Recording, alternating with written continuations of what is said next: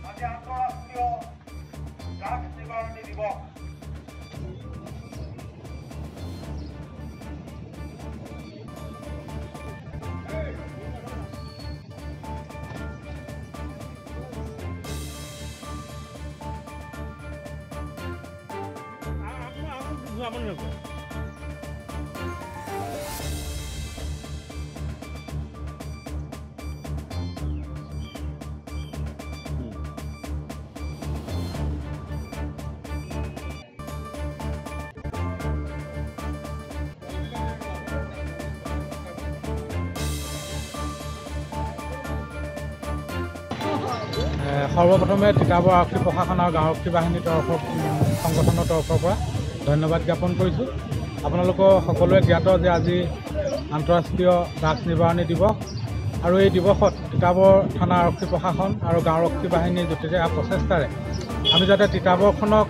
ড্ৰাগছমুক্ত এখন সবল সুস্থ সমাজ গঢ়িব পাৰোঁ সেই উদ্দেশ্যে এটি সমদল বাঢ়ি কৰিছোঁ আৰু আমি তিতাবৰবাসী সমূহ ৰাইজক আহ্বান জনাইছোঁ যাতে আৰক্ষী প্ৰশাসনক সহযোগিতা আগবঢ়াই আমাৰ এই তিতাবৰখন ড্ৰাগছমুক্ত কৰি ড্ৰাগছৰ যি ভয়াৱহতা ড্ৰাগছৰ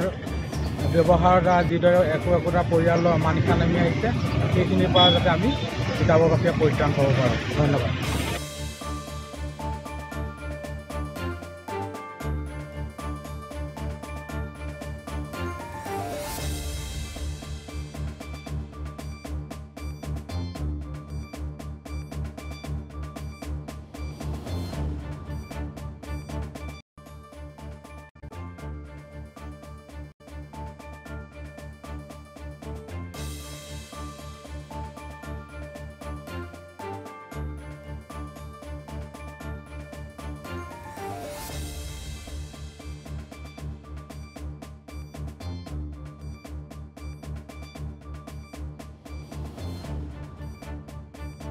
তিতাবৰৰ পৰা সীমান্ত বৰা ৰিপৰ্ট অসম টুডে।